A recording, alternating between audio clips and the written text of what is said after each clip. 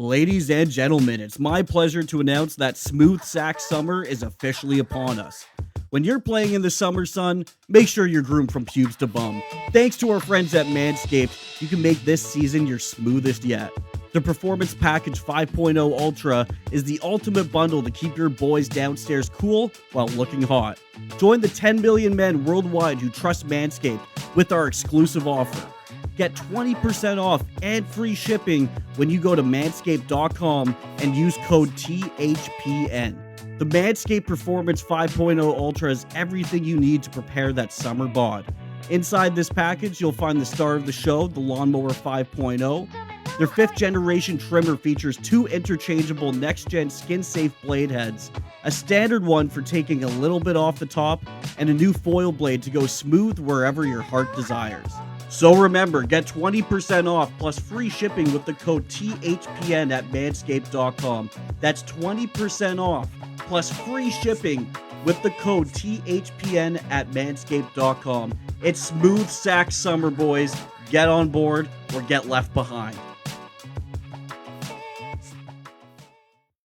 Hello, ladies and gentlemen, boys and girls. Welcome to episode 212B of Tales with TR. Let's get right into it. Today, my guest was born in Newmarket, Ontario, and was a multi-sport athlete as a kid, involved in numerous athletic endeavors, including baseball, hockey, volleyball, touch football, and basketball. A junior hoops prospect, he started to excel at hockey as well, and in 2010 made the Owen Sound Attack of the Ontario Hockey League, where he'd spend 4 solid years of junior hockey before moving on to pro. He'd play his first pro games in 2014 with the Iowa Wild after being drafted in the 3rd round of the 2013 NHL entry draft by the Minnesota Wild. He'd go on to a successful 8-year pro career that would include NHL games in Minnesota, New Jersey, San Jose, and Chicago. These days, he's a student at Advocacy University and is an advocate on raising awareness for mental health issues as well as human rights. He was the first player to use Pride tape in a non-designated manner and also earned the IOA American Specialty Man of the Year in the AHL twice as a result of his brave work. He is a cool cat, great guy, tough tamale, feisty forward, proud player, awesome Ontarian. He's younger than me, born in 93. You know what he did? He was a multi-sport kid. And then he found Owen Sound. Wouldn't you know, he was drafted to the show. I'll try to put it mild. It was the Minnesota Wild. No matter what night, he was willing to fight. We all knew he was a decent scorer too, folks. My mom got new curtains, and the pattern was a radial. Please welcome to the show. It's the great Kurtis Gabriel. How you doing, my man? Wow, that was impressive. That's what people come to show up for, is that kind of intro right there with the Newfie accent on it. It's hard to find a rhyme for Gabriel. And if you think I have a Newfie accent, it's great that you do. Boy, you should get in a taxi in St. John's sometime. By the way, I'm sure I have no idea. I wouldn't be able to understand a damn thing. Yeah, right before you, the American Hockey League was here for about 18 years. I played on the St. John's Maple Leafs when we were Toronto's farm team. But yeah, so in other words, there's been lots of hockey players come through. We just had the Growlers, for God's sakes. But now listen, my man. I want to get to your career, but right now, I identify with this. I love it. People that go to school afterwards, after their hockey's done, a lot of people associate, oh, you went to hockey? Or you went to school and you played hockey. They think it's like NCAA or CIS. But to enroll in Athabasca afterwards is very intriguing. What brought you to that decision, and what are you taking? Yeah, so I just enrolled really recently. My classes start August 1st, but I got all the materials, so I'm doing my thing, pre-research and trying to get ahead of the game like I did just to make it in hockey. So you got to put in that extra effort, but I'm taking psychology. And oh, nice. Yeah, so it's 13 years out of school. It's going to be a new mountain to climb. I kind of related to going back to the OHL. 4 years in the OHL, 4 years of an undergrad doesn't get you much guaranteed, and you're going to have to prove yourself after in pro, and that'll be like a master's program for me. So can't get too far ahead of myself. Got to be in the main moment right now, and just I really want to I love having deep conversations, love talking about wellness, health, fulfillment, happiness, habits, anything really deep conversations. And I think a career in psychology could be something that I could make an impact in, and maybe with young athletes or just the average Joe. You know what I loved about it? So I went back to school. I was your age. Well, I was 32, so I was a year older. I went back. I ended up with a folklore degree, but I didn't know what I'd get. And we got a great folklore department here. It's actually, I say that, and people laugh. I've done stand-up comedy, and I give a bio. And when I say the folklore degree, they go crazy. But like, because it's a weird degree to have. But it's arts, right? So when I went in, I didn't really know, but I knew. I said, if I want to be a lawyer or a teacher, I'm running out of time. I thought at the time. Now I'm like, geez, that was a long time ago. I still feel like a pepper pop. But anyway, so I wasn't sure, but as I said, okay, I'm going to get the courses and I'm going to get an arts degree, and from there I can be a teacher or a lawyer, like the things I was interested in. But on the way, man, I was so intrigued. I love psychology. I would have, if I was younger, I would have pursued it, but to keep going, and I had other opportunities, like there was things around here staring me in the face at the time with the sales rep stuff, even the film stuff. I didn't see being an actor. But I knew if I got these certain courses, I could work on crew and make a good living for myself. So I wasn't thinking big picture psychology. But what I loved about it, it was therapeutic because I was learning about my own brain. Like there's certain things, even in Psych 1 and 2, that you're going to come into here and realize, oh, that's why I was thinking that, because there's such a mental battle that goes on. And I know you've had issues. I'm guessing I'm ADHD or OCD or something. I don't mean to laugh at mental health issues, but I'm sure there's something there. And a lot of us face issues, and some of them are diagnosed, some aren't. But I found when you're doing that, it'll all make a little bit more sense to you. Now, for you, Kurtis, you're young. You went through a few real big struggles as a young man. You played all these sports. I know that you lost your father early. Did that affect you? Did that affect your decision to play hockey, or were all of those sports an outlet for you as a young person? I guess trying to trying to harness your energy the proper way. Yeah. So my dad's favorite sport was baseball, but and I was probably better at baseball. But the hockey, the competitiveness, how it was the big sport around here. I always joke that if I grew up in like the South somewhere, I'd be a quarterback. Whatever was the biggest deal, I wanted to do it. So he recognized that, and he pushed me hard, and in the best possible way. He wasn't a typical hockey dad where I felt like he was taking the love of the game away from me. He was really putting the confidence in me. So I couldn't make the AAA team, York Simcoe Express in Newmarket. They were stacked at the time, so I went from like single A, double A, then to AAA in Richmond Hill, and he was really the driver behind that. But then when he took his own life early that year, it was me and Barkley Goodrow on the team who were supposed to be like the players going forward, and he went to the moon, and I went to the basement after my dad. And you know how it is crazy in AAA hockey. You're like playing fourth line, you're getting benched, and you're like 10. It's ridiculous. Like, what a joke. But my mom just said, hey, let's just go back to Newmarket and have fun after that and play hockey for fun again. And then I just played every sport just to stay active. I love competition. And then, but I definitely used what I was at the time ignorant about why my dad took his own life. I thought it had something to do with me. That's what we do as humans. We look at the negative and we focus on that it was our fault. And I definitely use that as fire to like subconsciously like push myself, I think, to show him like kind of what he missed out on, stick around for. Interesting, man. I can tell you've got a mature attitude about it. You would have had to deal with all of this. You would have had to deal with mental stuff that kids normally don't have to deal with at such a young age. So as far as sports, I mean, I read that off Wikipedia. I didn't, and I do know a lot about you. Trust me, I a lot of your NHL stuff being fights, but I knew about Owen Sound and everything. I pay attention to prospects that intrigue me. I didn't know a lot of this other stuff. So, like, you were a multi-sport athlete. Your dad pitched you for baseball. I didn't realize that, and you were a great basketball player. So then, was hockey the choice because?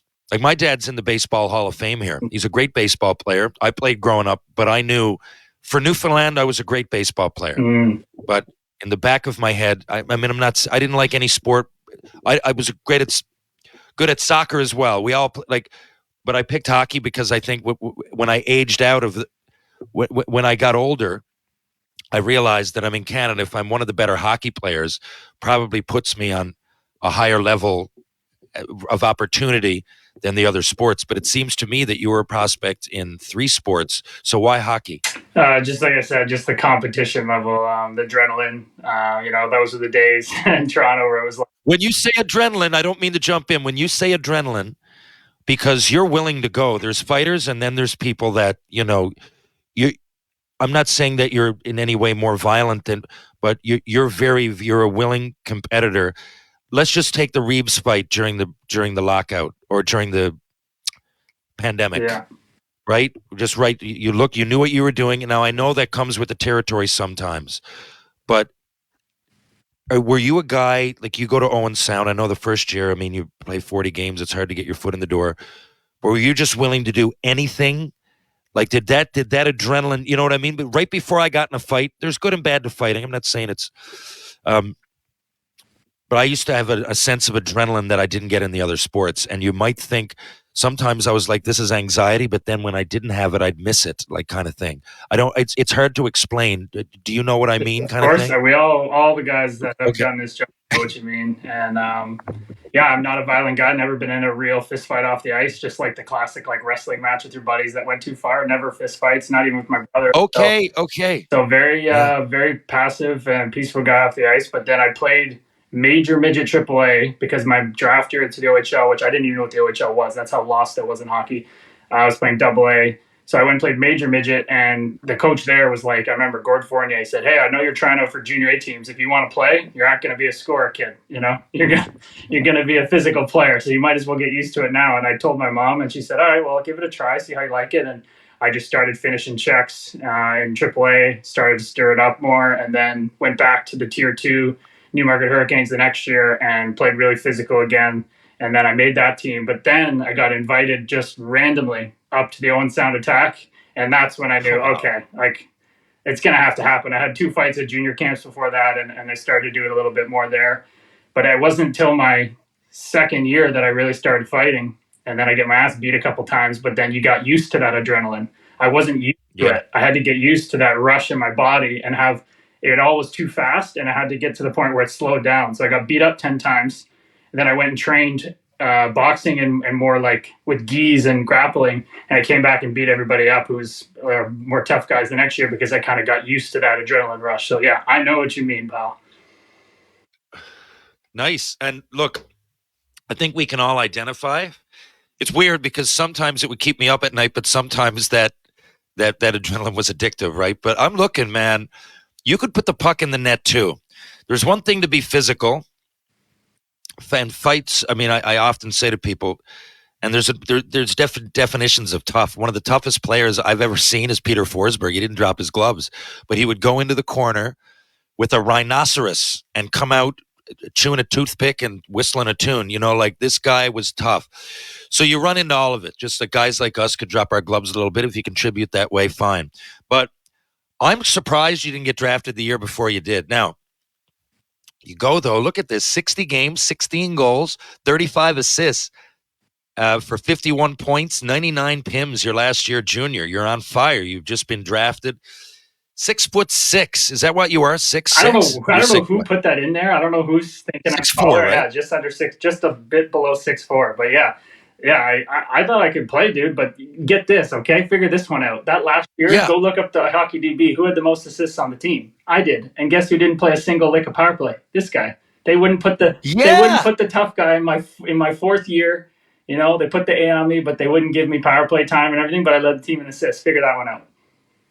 And I'm just reading online from a few different articles and bios. You're slapping it together, but you finished the year on a 10-game point streak. I started the year with 17 points in the first 13 games, and I remember Andrew Burnett was a scout or a player development guy with Minnesota. I played against him, great player. Yeah, he came in with me, and he was just watching practice one day after a morning skate that I didn't have to do or something. And we were talking. I'm like, I got 17 points in 13 games. I got 13 assists in 13 games. I'm on the power play. He's like, Gabes, They don't want to let it get to your head. They don't want you to change your game. Next year in pro, you're going to be fighting all the big boys. I'm like, well, let me have some fun and develop my confidence a little bit. Come on. Yeah. And a lot of guys, I'm not just I'm not pumping your tires. I'm not. But, some tough guys, especially the further you go back, my era was the meat of it. Some guys would get one shift and that was just drop their gloves and they couldn't even skate very well. But now they're still around. But there's no, I don't think, tough guy now that can't keep up with the play, the quote unquote tough guy. Like, you're out there, you're an effective hitter and everything too. I'm guessing that's where a lot of the points came from. So when you went pro, then it's a weird dichotomy of the mind. It must be, because you go up, I'm guessing those games in Iowa in 13-14 were at the end of the season, like mine would have been back in the day. And then the next 2 seasons, you go 67, 66 games. Now you're racking up 125, 135, 37 minutes. Now in your head, because they want you to fight and you're really good at fighting, but you can also hit.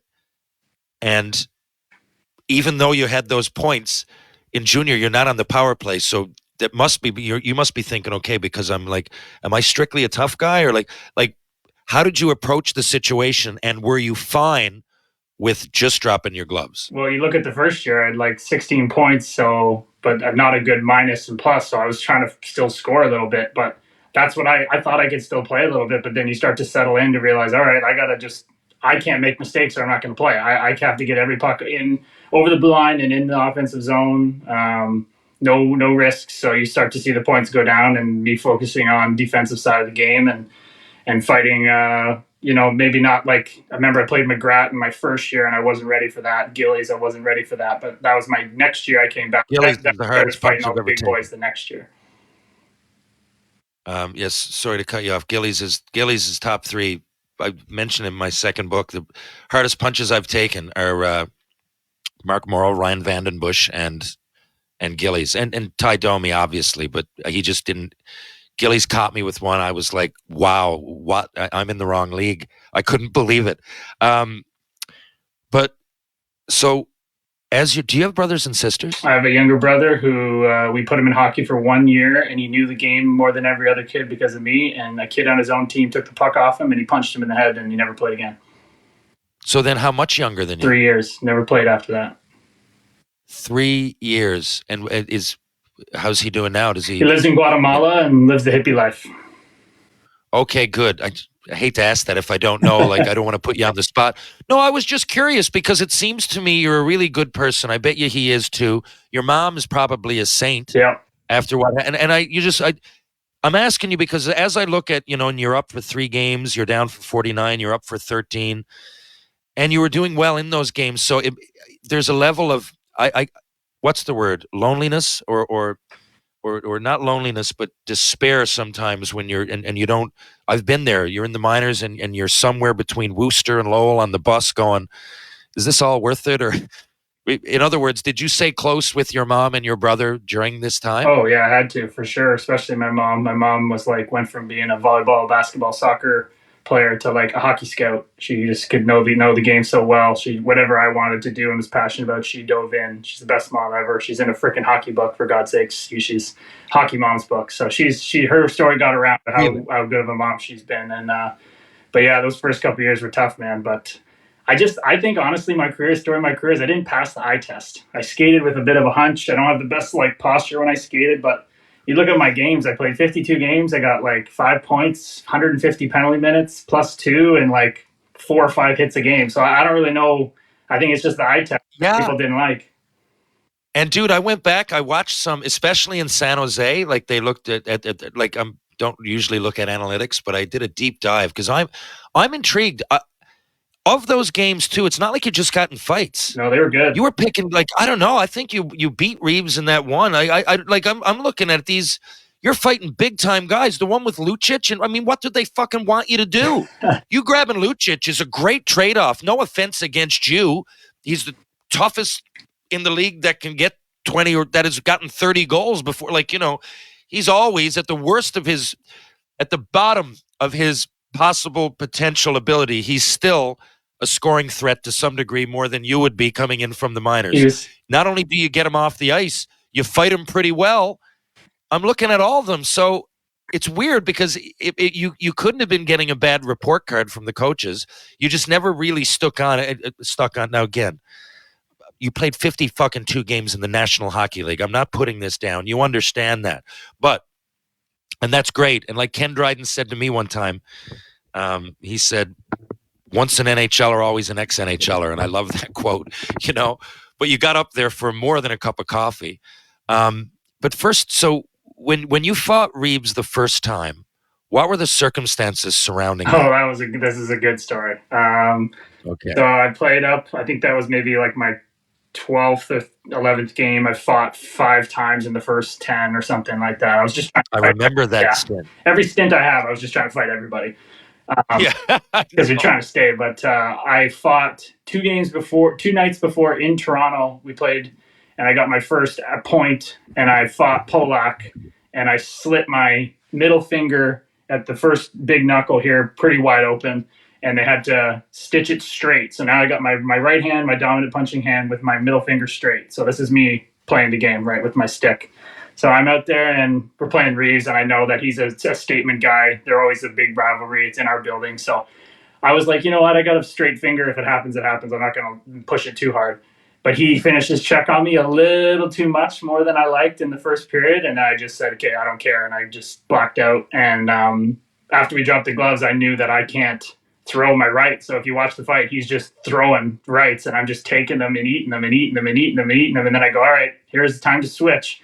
And I just stuck my middle finger up into his jersey, tried to get a grip, and switched to left and just threw as hard as I could, and just trying to give him something back. And it kind of startled him. And then after the fight, I mean, I had some dents in my forehead, but I was just, you see that emotion where I went, let's fucking go, because I knew that I just stood in there with my offhand against a pretty tough customer. So that was a cool story. I got the police hat after the game, big 2-1 win, and it was a great night. Did you know you were going to fight? I didn't know, but as I said, if it happened to happen, I don't care if I have my finger stitched straight or not. I'll fight anybody at any time if I want to stay in the NHL. Fighting in the NHL is a hell of a lot better than fighting in the minors, where the guys are tougher and the pay ain't as good. Yeah, you know what? That's a great quote. I'm going to remember that. That's because it's the same shit. And when I saw you fighting, I went back and watched some in the minors in Rockford, and it reminded me, like, you're down there and it's like an 80 game schedule down there as well, right? And you're just like, there's so much that goes on. There's so much blood, sweat, and tears that goes into it, that when you're up, like, taking a punch in the NHL, it's not quite as bad as Bet the action on the ice with DraftKings Sportsbook. With DraftKings, you can bet on any game you want. Whether you want to bet the puck line or the over-under, DraftKings has something for everybody. And if you want, you can throw down on your favorite player as an anytime goal scorer. Or if you're looking for a long-term bet, maybe you want to predict the Stanley Cup champion. Download the DraftKings Sportsbook app now and use promo code THPN. New customers get $150 instantly in bonus bets for betting just $5 on hockey. That's promo code THPN, as in the Hockey Podcast Network, only on DraftKings Sportsbook, an official sports betting partner of the NHL. The crown is yours. Gambling problem? Call 1-800-GAMBLER, or in West Virginia, visit www.1800gambler.net. In New York, call 877-8-HOPE-NY or text HOPE-NY. That's 467-369. In Connecticut, help is available for problem gambling. Call 888-789-7777 or visit ccpg.org. Please play responsibly. On behalf of Boot Hill Casino and Resort in Kansas. 21 plus, age varies by jurisdiction. Void in Ontario. Bonus bets expire 168 hours after issuance. See dkng.co/ice for eligibility, wagering, and deposit restrictions, terms, and responsible gambling resources. Copyright NHL 2024, all rights reserved. So I got to get to this at some point. So you're up and down, but you go to the minors, you get AHL Man of the Year twice. And I know that I'm not ashamed to say it. My uncle is gay. He's a great guy. He's happy that I speak out. I'm not. I've said it, but I'm very pro LGBTQ, whatever it is. I just think it's a human right. I think it's so silly that I should care about what that guy over in that house does with his fucking genitals tonight. Like, or girl, what do I fucking care? I just find it ludicrous. But, other than speak about it, I've never really had a chance. That stuff wasn't there. I'm sure that I would have worn the pride tape. But you did it in another level. In 1819, You were the first to use it outside of the designated night. And I think that means a lot. It probably meant to a lot of people. There's people all over still. Things are open, mental health, gay, racism issues. They're all being brought to the fore. We're baby steps, but I feel we're progressing.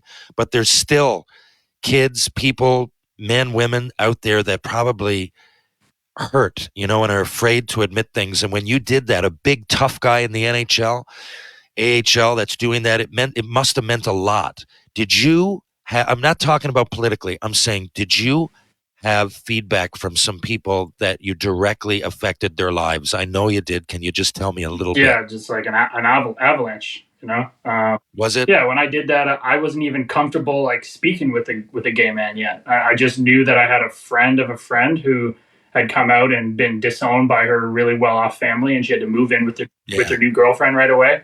So she had to like live this like two jobs and school to support herself. And I was just like, over that?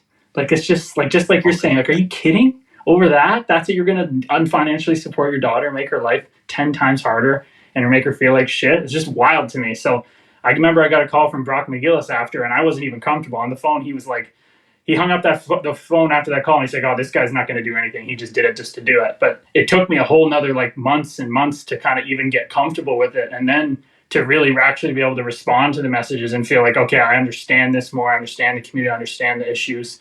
And then, yeah, like, your phone's just, filled out with messages of people so happy that someone in, as we could say, the worst sport for LGBTQ plus would stand up and do something like that. So it was very heartwarming, and it really showed a straight white guy who's playing the NHL that, wow, this is a lot bigger issue than I thought. That's great. No, for me, my Uncle Daryl he's happy now in Victoria. He has a boyfriend, but he left Newfoundland early. I just saw him get beat up, and I saw people yelling, slurring, and slandering him and hating him for. He's people like my dad out there listening. He's exactly like that. He's gay. He's just the exact. He's senior too. I love him. I just when I saw that growing up, I forever said, who gives a shit? Now, here's what ties into me, because Daryl, there's all kinds of ways to unpack mental health issues. Some people are born with certain issues that are more glaring than others. Some people develop them. Some people, if they get abused or whatever, they go through things, it's easier to develop. But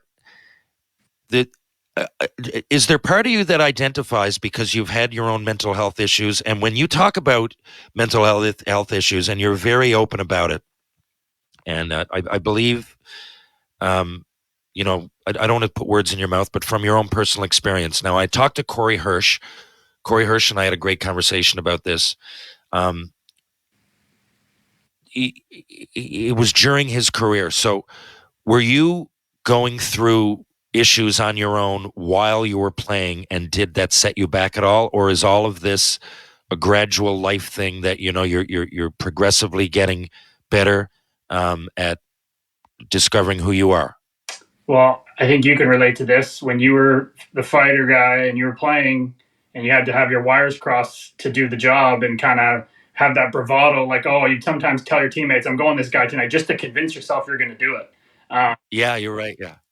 I think that people saw me being the crazy, manic, hypomanic, bipolar dude, even though they didn't know I was. They just said, oh, that guy's crazy. Like, he has to be crazy to do what he does. He has to work that hard. He has to be that up and down like a roller coaster. So it was so perfectly hidden, not for them, but also for me. So I had no idea until like my career starts going downhill and my wrist hurts. And I'm like, I don't know if I can do this anymore with the injuries to my right wrist. And all the suffering just caved in on me. So it was like a new level of down. And I was just like, there's got to be something going on here. But I didn't know. And I still wanted to say that, no, that's just a tough time. And my identity is this passionate, hardworking, high energy dude. And it took it to my ex-partner to finally be like, I'm coming on to talk to a psychologist because you can't see yourself. You can't diagnose yourself. You don't see what you do. And I'm coming on. And once she came on and told him what I'm like, he said, okay, time to go to the psychiatrist again and get diagnosed for bipolar 2 because there's something going on here. So yeah, it definitely hindered me. I mean, at the same time, it allowed me to just go up and fight like crazy. But then when I would go down, I'd crash. I wouldn't pout, but I'd get like grumpy. Like I'd just be grumpy and I'd work even harder and I'd probably push my wrist too hard. I'd push my body too hard. I'd overtrain. So that's why my career, you'd see it just go in cycles, up for a stint and the next year in the minors, up for a stint, next year in the minors. It just kind of went like that. So it has definitely affected me.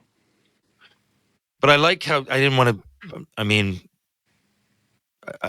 to diagnose you myself here. I'd heard bipolar. I heard you talk about it, but I'm glad that you said it because a lot of people, when they think bipolar, they picture like someone, some person half dressed down by the bus stop looking for half smoked cigarettes on the ground. They don't realize how common these sorts of things are.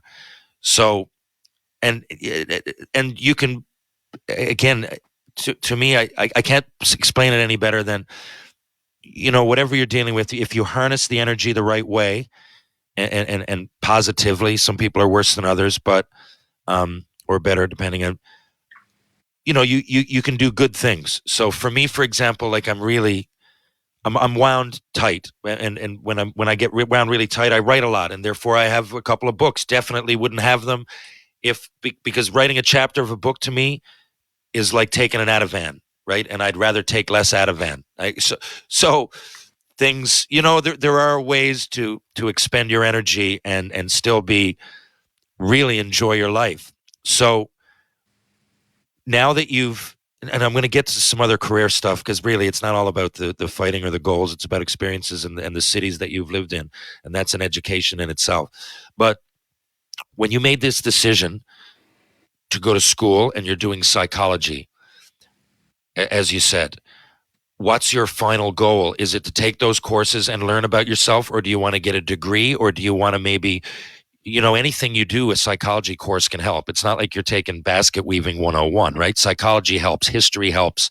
If you're taking a business courses help, you know what I mean? So what's your ultimate goal here? Yeah, for sure. It's like I said earlier, I've gotten really spiritual, really love deep conversations, really love wellness, health, and fulfillment. And I think, I could go down, like get a life coaching certification or whatever and kind of freewheel it and be a little more entrepreneurial and stuff. But I feel like to get the letters next to your name, whether I just get a master's or something, I think that would be the minimum.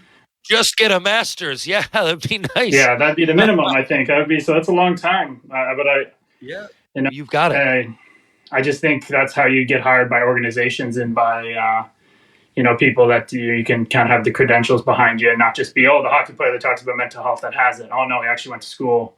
So I feel like I could help people right now, and I do in my personal life for, free, just to help friends and even people that reach out with issues. And I love that. And it's very rewarding, and it also helps me as well. So I just figure, why not turn that into a career if I can, and everybody tells me you work so hard at hockey, should be able to work pretty damn hard at school and figure it out. So here we go. There you go. I really love that decision. Good luck. Have you ever spoken to Riley Cote? I'm just curious. Oh, yeah. Okay, you did, because I came across Riley and he really set me in the right direction when it comes to even the psilocybin. Like I used to think that was just insane. Sometimes now I get up. Yeah. Well, early in my career, I told me mushrooms, man. I associated with not only partying, like hard partying. Now I take once in a while, maybe 3 times a week, a little quarter, like a micro dose with my coffee in the morning. If I got to do some writing or something, it just makes me feel positive. I could go on. Brian McGrattan too, actually. I don't know if you've come across Brian other than to fight him. I've done some alumni stuff, and he really is into that stuff too. Maybe you guys should hook up. Do you play any sports anymore? Not at the moment. I got some freaking stupid tendonitis, got the wraps on right now. I got some annoying shit I'm dealing with, but I'm going to get more into like yoga and that kind of way, that kind of athletics. I would play basketball if I could right now at like the local rec center. That's a lot of fun. I do like that. I got back to dunking a little bit, so that was fun.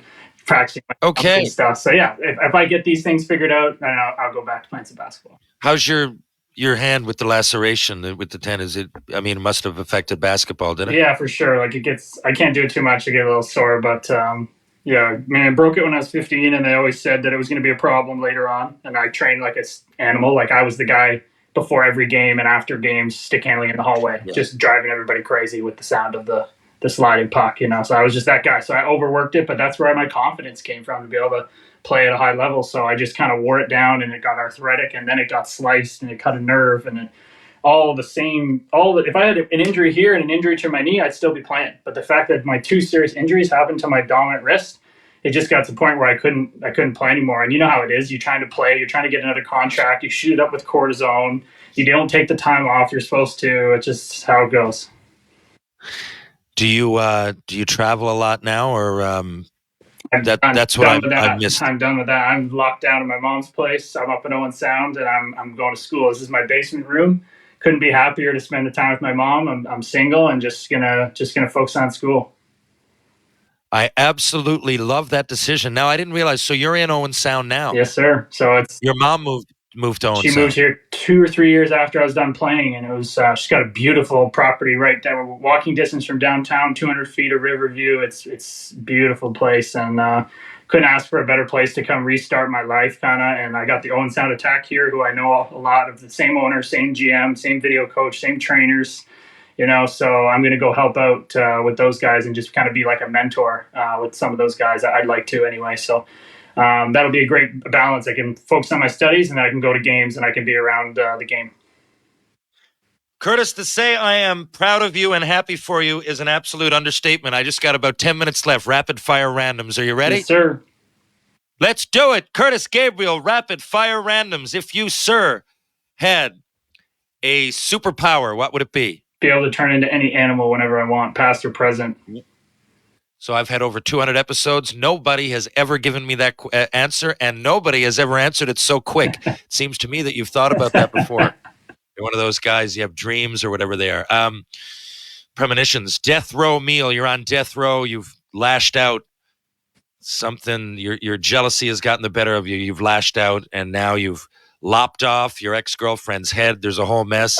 You're sent to death row. What are you going to have to eat? I'm having a massive Indian plant-based feast because I'm a plant-based eater now, so I'd have a giant Indian feast. Ah, nice. How do you find, how long have you been? I tried that last year. I went 3 months of each. 3 months veggie, 3 months vegan, 3 months no red meat, just fish, pescatarian, I think it's called, and then 3 months whatever, just to test my cholesterol each time.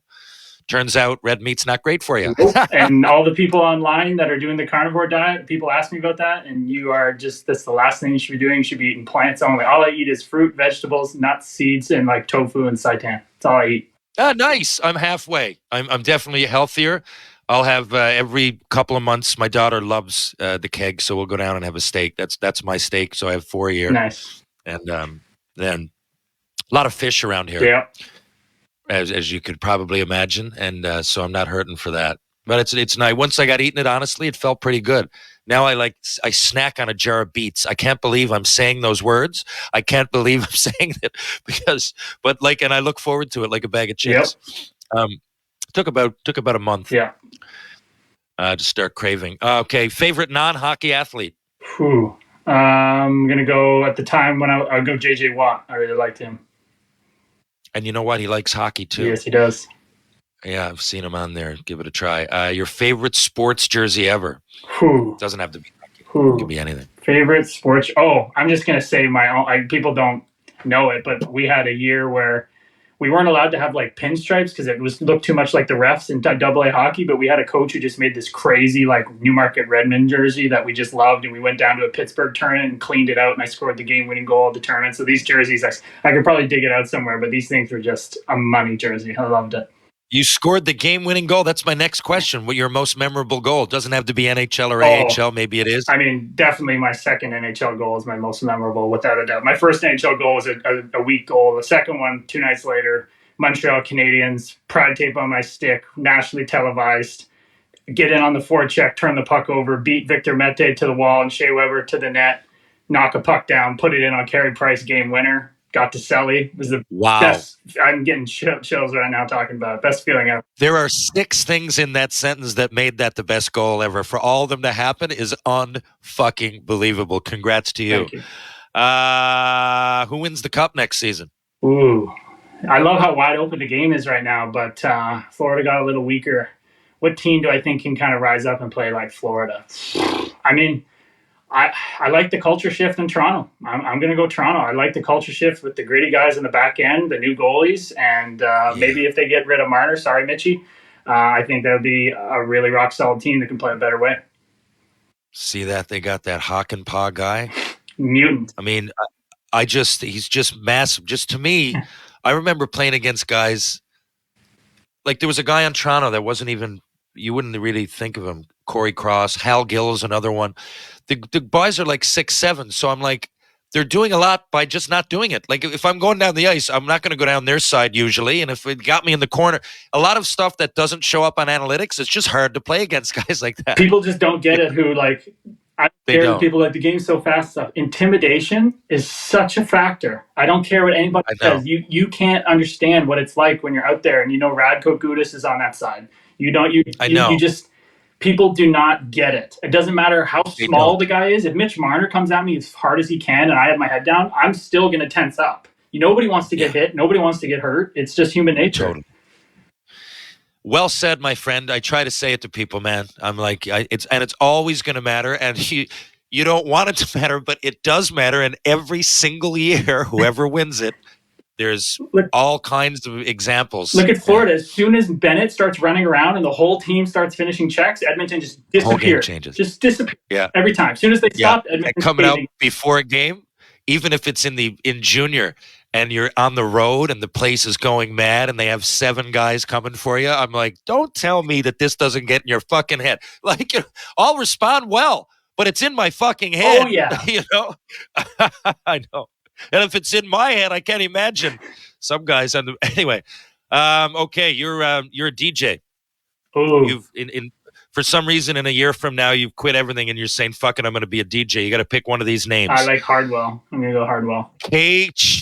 What? Wait, you got to give me names? No, I'm going to give you names. Oh, You got to pick a name. That. Okay. You got to pick one of these names. KG Clink. Oh. Dead Man Funk. Deep Sheep.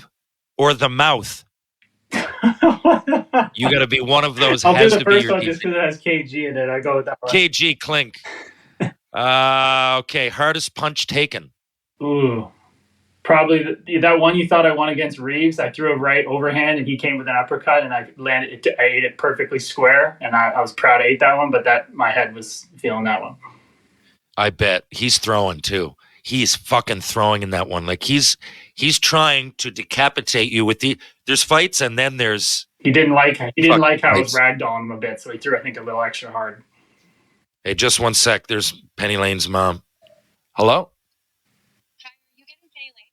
Yeah. Okay, well, she said you're supposed to be there at 11 and Corey's got to leave. Oh, okay. I was waiting for her. No problem. Okay. One sec now.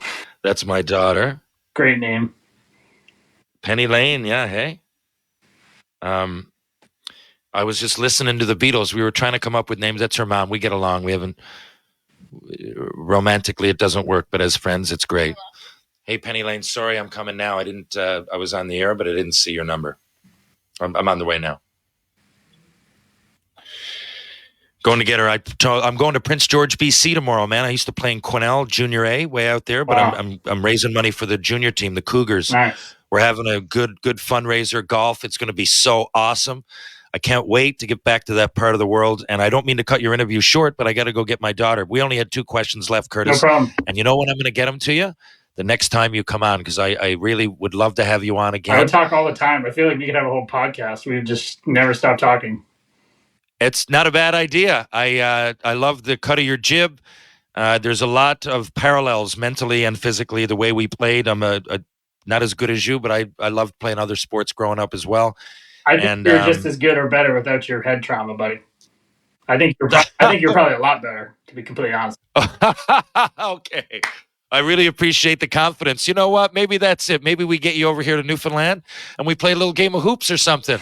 Maybe we go out to the batting cage. There's an idea. You and I take on the world. These different sports. Come on, let's each week we'll try to hit 3-pointers. Maybe the next week some breakaways, and we'll take penalty shots.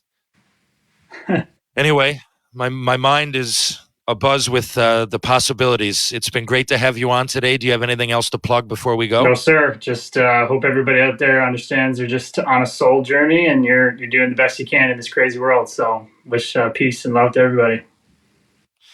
Thank you, my friend. Peace and love to everybody. There you go. You like the Beatles, Penny Lane? There couldn't be another quote that they stood up for more than peace, love, and understanding. After all you need is love. Thank you, Kurtis Gabriel. Thank you, everybody, for listening. If you're downtown St. John's, Newfoundland, and Labrador, and you want to have a beer, go to Bull and Barrel, Trinity Pub, TJ's Pub, Rob Roy Confusion, the Martini Bar, Green Sleeves, or the Bull and Barrel. If you're going to go for a bite to eat, why not try out Blue on Water, Wedgwood Cafe. Strength and balance for the body and mind. Power conditioning on Rope Walk Lane. If you want to go to Mr. Lube, 2 locations. Torbay Road, Kenmount Road, Live, Laugh, Lube. Pitbull Pain Relief. The pain sticks that just don't quit. Go to pitbullpainrelief.com, see what all the fuss is about. And, of course, True Hockey, take what's yours. Folks, we'll be back in just a couple of days with more Tales with TR. Thanks for tuning in. Catch you on the rebound.